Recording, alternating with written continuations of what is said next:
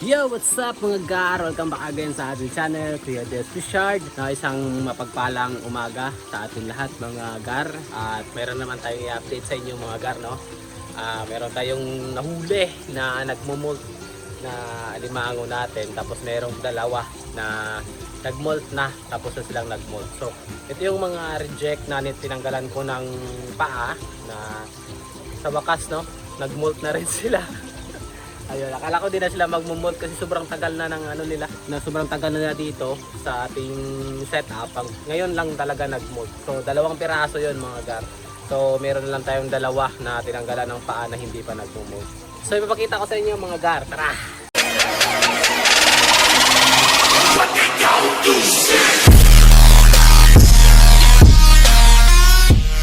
So, meron tayong nakita mga gar, no, na nagmumolt na alimango dito. At tinanggal muna natin siya, no. Nilipat natin dito kasi sinasaktan siya ng mga kasamahan niya. Ayun siya, oh. Hindi lang masyadong nagpo-focus dahil magalaw yung tubig. So nagmumolt pa lang yan. Process siya ng molting. So kaya sana maging successful. Hindi na muna natin galawin kasi pag ginalaw natin yan baka mamatay, no. So nilipat natin siya dyan. Galing yan dito. Dito, oh. So inaano siya ng mga kasamahan niya, baka kainin nila uli kasi last time merong nagmolt dito na kinain nila yung kasamahan nila. Tapos meron tayong dalawa dito, no, na nagmolt. Ayan, no, dalawa malalaki, saka itong isa na nagmolt na na mga reject. Merong dalawa na hindi pa rin nagmolt sa ngayon. Ayan. So tanggalin natin mga gar. So ito mga gar, oh, nagmolt na siya. Ito yung dati niya. Ayan. Ito yung dati niya mga gar. Maliit lang, no. Tapos tinanggalan natin yan ng mga paa mga gar. Ayan. Tinanggalan natin yan ng paa. Ayan. So ito siya dati. Yun. Tapos sa ngayon, ito na siya, no. Hindi pa ito nangagat kasi bago pa lang to. Kaka-molt lang. So kompleto. Ay hindi, natanggal yung isa niyang mga gar. Natanggal yung isang niya, ito, oh. Yan, natanggal. Ayan. So kompleto siya sa paa, pero yung isa niyang panlangoy nawala. So isa na siyang babae. So isa na siyang babae mga gar, oh. Isa na siyang babae. Galing siyang pala to, bakla pala to dati, no? Bakla pala siya.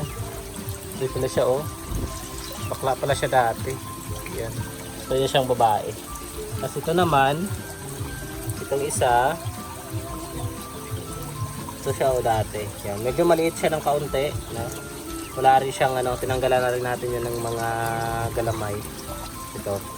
Ang kanyang paa, tinanggal natin yan dati. Yun. Ito siya dati. Yan. Tapos ito siya ngayon. So yan, natanggal din yung isa niyang natanggal din, same din ng isa, natanggal. Ayan, oh. Natanggal. Kaya kasi nangyayari pag mahirapan silang ilabas, ang nangyayari ay tinatanggal nila kusa. Ayan. So ito siya ngayon. Yan. So isa siyang lalaki.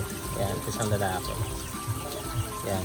So balik na natin yan para hindi ma-damage. Yan. Yan ang soft shell crabs mga gar, soft shell crabs. So pag dumami na itong mga ganito natin, balang araw, magpuproduce na tayo ng soft shell crabs. Pero sa ngayon kasi dahil pa konti-konti, pa ilan-ilan lang, so hindi pa tayo makakapag-produce na, kaya papatabain na lang natin ulit yan.